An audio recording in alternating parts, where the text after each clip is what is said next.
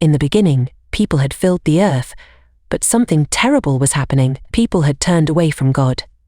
They were doing bad things, hurting each other, and ignoring God's words. God was heartbroken when he looked at the world he had created. The world had become full of evil, and God decided it was time to start over. But there was one man who still listened to God. His name was Noah. Noah was a good man, and he lived the way God wanted him to. He was kind, honest, and always followed God's commands. One day, God spoke to Noah. Noah, God said, "The earth is filled with evil, and I am going to bring a great flood to wash it all away. But you, your family, and 2 of every kind of animal will be saved." God told Noah to build a giant boat called an ark. It was going to be big enough to carry his family and all the animals that would survive the flood. Noah didn't hesitate. He trusted God completely, even though no one else believed him. People laughed at Noah as he worked day after day building the ark. They didn't think a flood was coming. They didn't believe God would destroy the world. But Noah kept going, listening to God's voice. Noah worked on the ark for many years. He made it strong and big, following God's exact instructions. Finally, the ark was finished.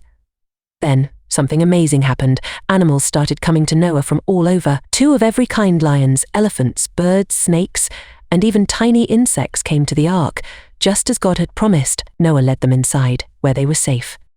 The sky began to darken, and the first drops of rain fell. It started as a drizzle, but then the rain began to pour down harder and harder. The people who had laughed at Noah were now scared. The rivers and lakes began to overflow, and soon the streets were flooded. But it was too late for them. The door of the ark was shut, and only Noah, his family, and the animals were inside. The rain didn't stop. It rained for 40 days and 40 nights. Water covered everything: the mountains, the trees, the houses, all swallowed by the flood. Inside the ark, Noah and his family could hear the wind howling and the waves crashing against the boat, but they were safe. They trusted that God would keep them protected.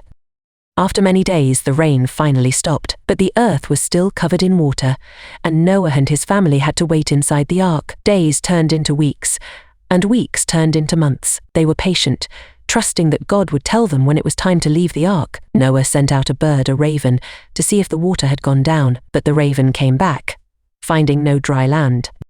Then Noah sent out a dove. The dove flew away, and when it came back, it had an olive leaf in its beak. This was a sign that the water was going down. After a few more days, Noah sent the dove out again, and this time it didn't return. That meant the dove had found a place to live, and the earth was dry again. God told Noah, "It's time to leave the ark." Noah, his family, and all the animals walked out into a new, clean world. The flood had washed away the evil, and God gave Noah a promise. He placed a beautiful rainbow in the sky and said, "This is my promise to you and to all living creatures. Never again will I destroy the earth with a flood. The rainbow will be a sign of my promise." Noah and his family were thankful to God for keeping them safe. They built an altar and thanked God for his protection and love. The world had a fresh start, and Noah's family continued to live by God's word. Every time they saw a rainbow in the sky, they remembered God's promise and felt hope for the future. Thank you for watching, and God bless you.